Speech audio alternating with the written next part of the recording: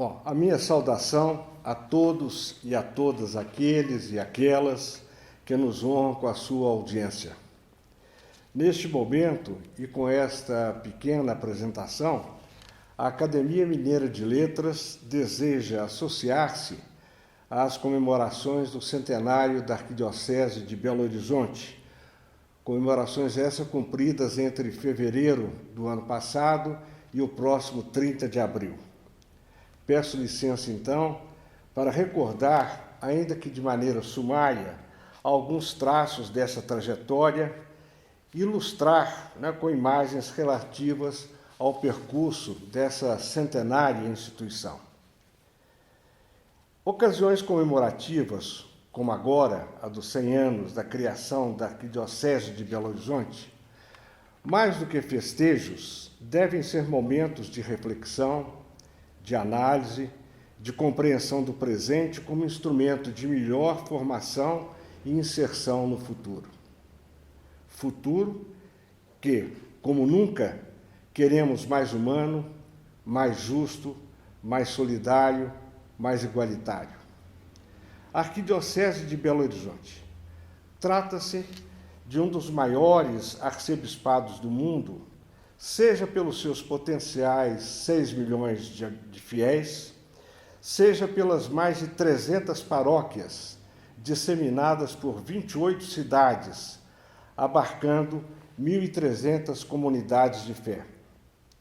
São freguesias que vêm do período colonial, como aquelas sediadas em Sabará, Caeté, Nova Lima, Raposos e Riacima. Mas são também aquelas, num outro extremo, comunidades relativamente novas, caso das que foram e vêm sendo eretas em Confins, Ribeirão das Neves e Ibirité. Ainda que de forma ligeira, falemos um pouco da trajetória da Arquidiocese. Até a proclamação da República, ou melhor, até por volta de 1900, Minas Gerais só dispunha de 2 circunscrições eclesiásticas: os bispados de Mariana, criado em 1745, e o de Diamantina, de 1854.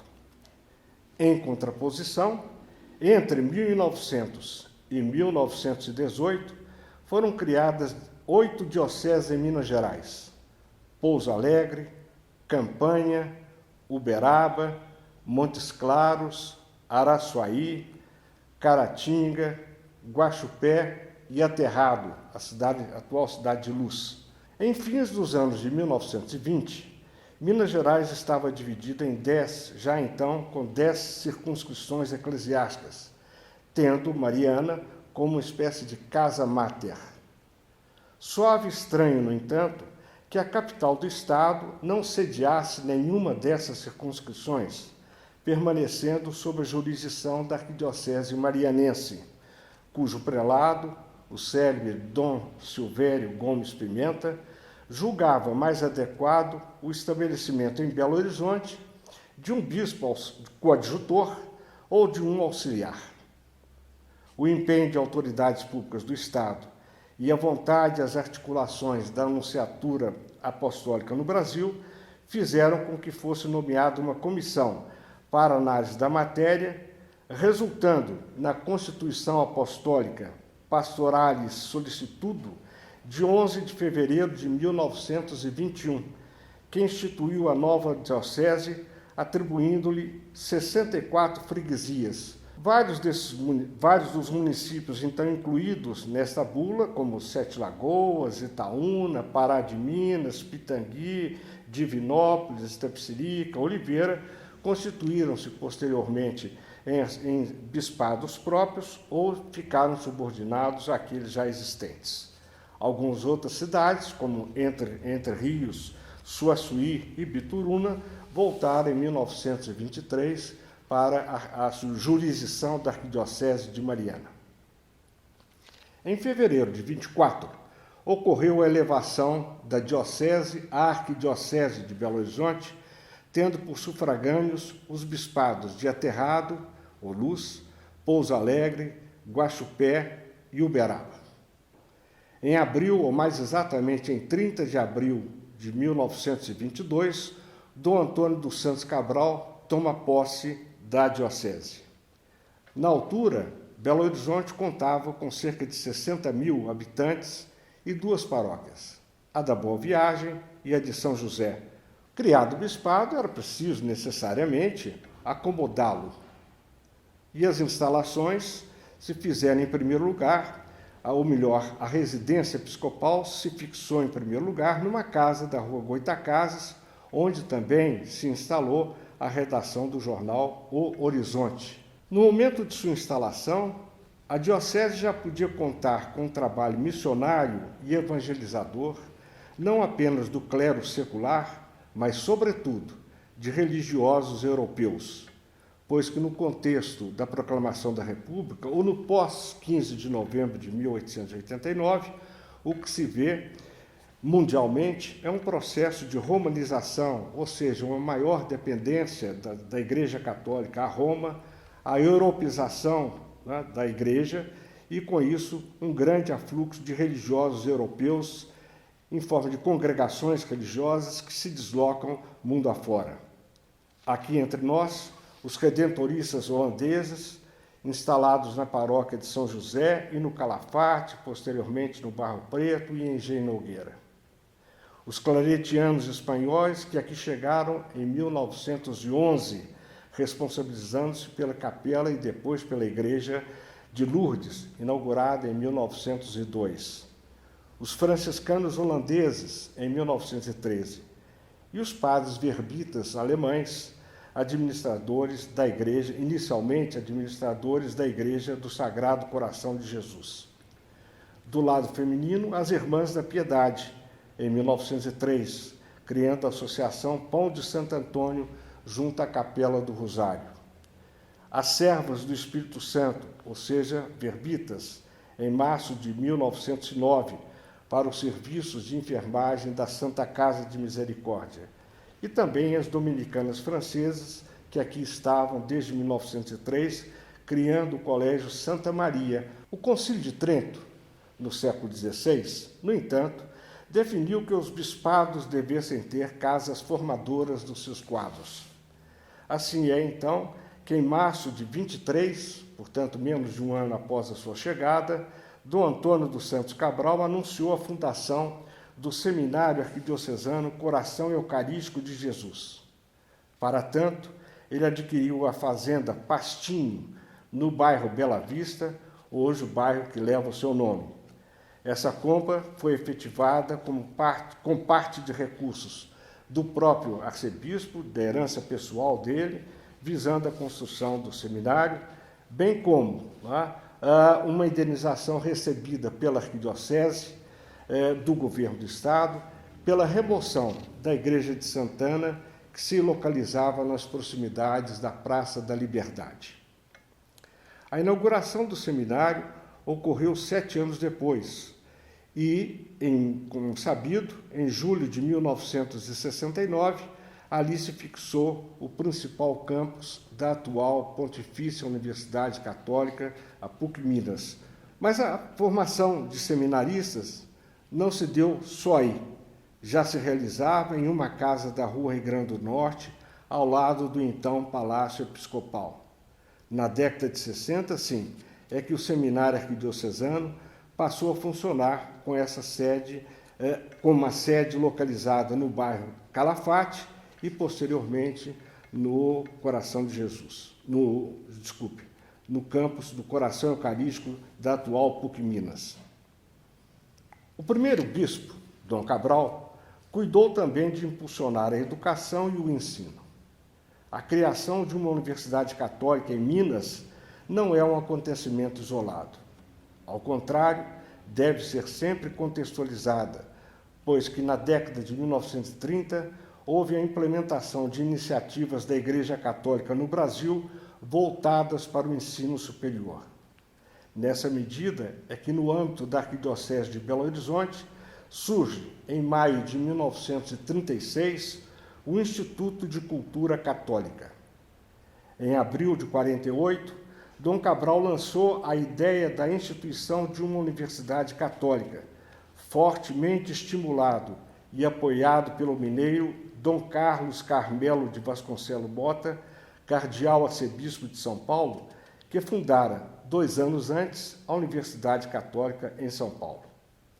Para tanto, constituiu-se naquele momento a Sociedade Mineira de Cultura, que abrigaria inicialmente as chamadas Faculdades Católicas de Minas Gerais. Em fevereiro do ano seguinte, 1949, a Sociedade Mineira de Cultura recebeu, por transferência, a Faculdade de Filosofia, Ciências e Letras Santa Maria, que tinha sido criada anos antes e era mantida pelas já referidas Irmãs Dominicanas Francesas. Finalmente, em dezembro de 1958, surge a Universidade Católica de Minas, congregando e incorporando, além da referida Faculdade de Filosofia, as também já existentes Faculdade Mineira de Direito, Faculdade de Ciências Médicas, Escola de Enfermagem Hugo Werneck e Escola de Serviço Social. E logo em seguida, pelo Instituto de Agregação, a Escola de Educação Física de Minas Gerais. Com efeito, houve idêntico cuidado da arquidiocese com outros níveis de escolaridade.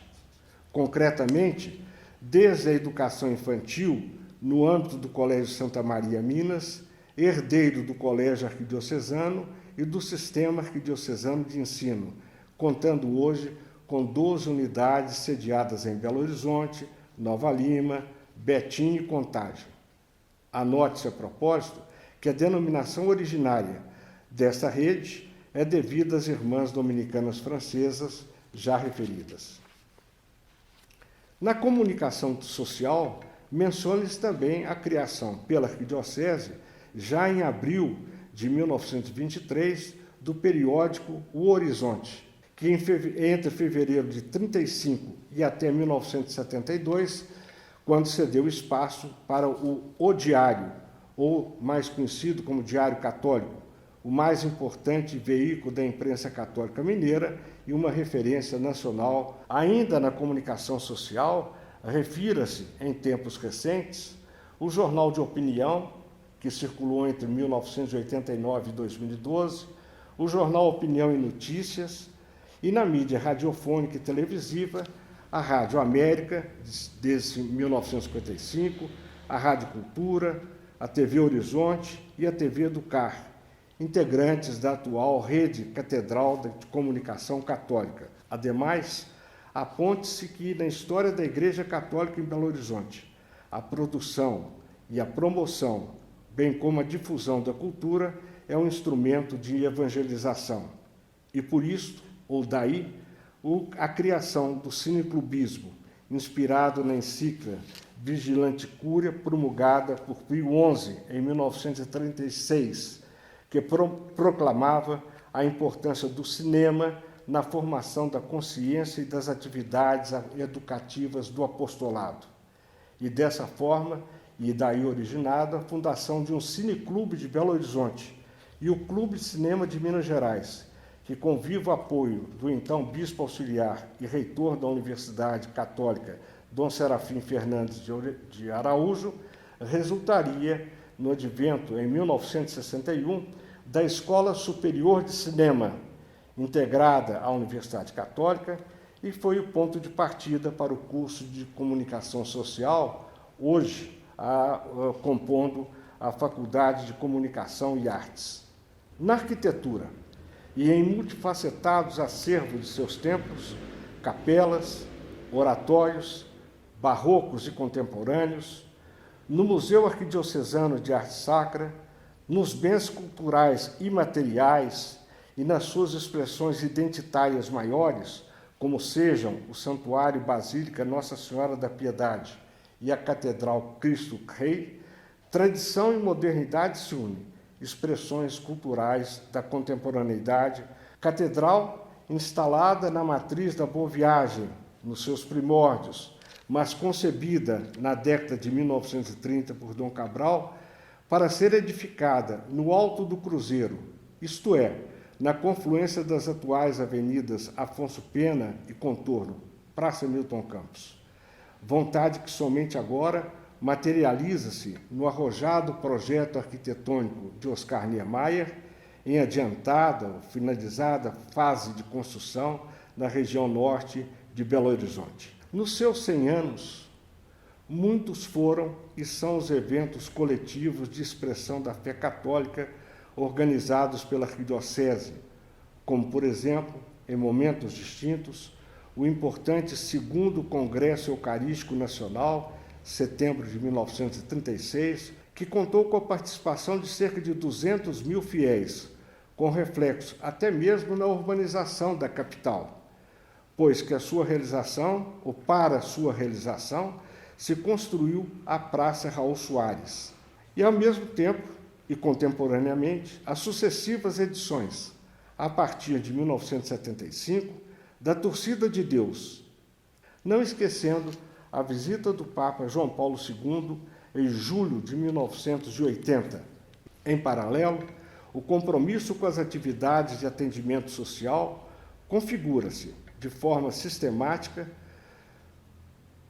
desde 1948, quando Dom Cabral criou a Ação Social Arquidiocesana, ASA, seguida, a partir dos anos de 1960, pela Caritas Arquidiocesana, posteriormente pela Providência Nossa Senhora da Conceição e agora, dentre outras iniciativas, pela Providência, Ação Social Arquidiocesana e pelas 3 unidades do projeto Providência. Outras ações de solidariedade poderiam ser aqui citadas, e a Arquidiocese de Belo Horizonte aparece como uma das primeiras a acolher e a implementar a campanha da fraternidade.